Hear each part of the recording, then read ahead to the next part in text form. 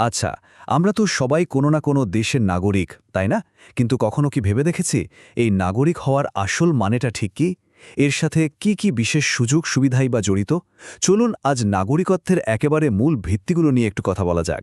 জানেন কি, বাংলাদেশের একজন নাগরিক হিসেবে আমাদের সবার জন্য ৫টা জাদুর মতো অধিকার আছে।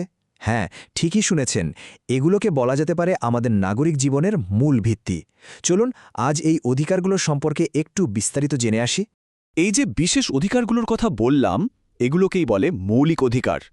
মানে এটা অনেকটা দেশের পক্ষ থেকে আমাদের সবার জন্য একটা প্রমিসের মতো, একটা কথা দেওয়া যে আমরা যেন ভালোভাবে আর নিরাপদে বাঁচতে পারি।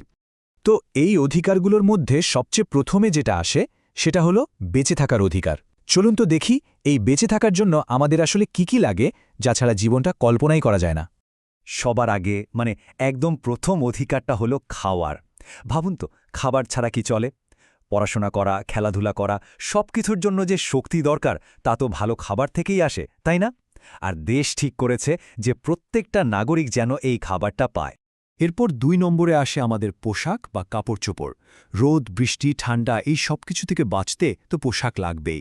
এটা শুধু দেখতে সুন্দর লাগার জন্য না, এটাও কিন্তু আমাদের একটা মৌলিক অধিকার। আর ৩ নম্বর অধিকারটা হলো একটা নিরাপদ আশ্রয় বা বাসস্থান।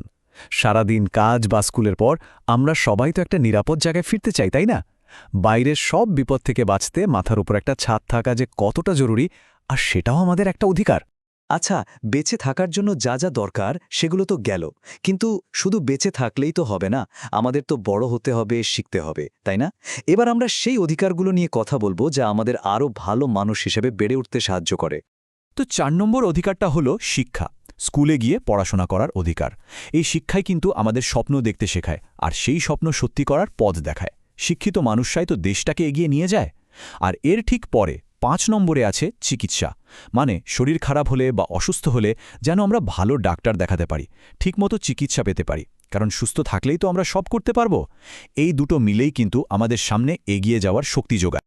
তাহলে চলুন এতক্ষণ আমরা যে ৫টা জরুরি অধিকার নিয়ে কথা বললাম সেগুলোকে একবারে এক ঝলকে দেখে নিই। এই যে ৫টা জিনিস, খাবার, পোশাক, থাকার জায়গা, পড়াশোনা আর চিকিৎসা, এগুলো মিলেই কিন্তু একটা সুন্দর জীবনের ভিত তৈরি হয়। ভাবুন তো, একটা বিল্ডিংয়ের পিলারগুলোর মতো। একটা পিলার দুর্বল হলে যেমন পুরো বিল্ডিংটাই নড়ে যায়, ঠিক তেমনই এই যে ৫টা মৌলিক অধিকার, এগুলো নিশ্চিত করা কিন্তু দেশের দায়িত্ব। আর একজন নাগরিক হিসেবে আমাদেরও দায়িত্ব হলো এই অধিকারগুলো সম্পর্কে জানা, কারণ যে নিজের অধিকার সম্পর্কে জানে সেই কিন্তু দেশের প্রতি তার দায়িত্বটাও ঠিকভাবে পালন করতে পারে। আচ্ছা, অধিকারের কথা তো অনেক হলো, কিন্তু একজন ভালো নাগরিক হতে হলে তো আমাদের কিছু দায়িত্বও পালন করতে হয়, তাই না? চলুন এবার একটু সেই দিকটা নিয়েও ভাবা যাক। একটা কথা কিন্তু আমাদের সবাইকে মনে রাখতে হবে, শুধু অধিকারের কথা জানলেই চলবে না। একজন ভালো নাগরিক হিসেবে দেশের আইনকানুন মেনে চলা আর নিজের দেশকে ভালোবাসা, এই দুটোও কিন্তু ভীষণ জরুরি। বলা যায় অধিকার আর দায়িত্ব হলো একটা কয়েনের ২টা পিঠের মতো। তাহলে এখন প্রশ্নটা হলো, আমরা আমাদের দেশের জন্য ভালো কি করতে পারি, কিভাবে দেশটাকে আরও সুন্দর করে তুলতে পারি? এই প্রশ্নটা নিয়ে একটু ভাবলেই কিন্তু একজন ভালো নাগরিক হয়ে ওঠার দিকে আমরা এক ধাপ এগিয়ে যাব। এই বিষয়গুলো নিয়ে চলুন সবাই মিলে ভাবি, আলোচনা করি। আজকের মতো এখানেই শেষ করছি।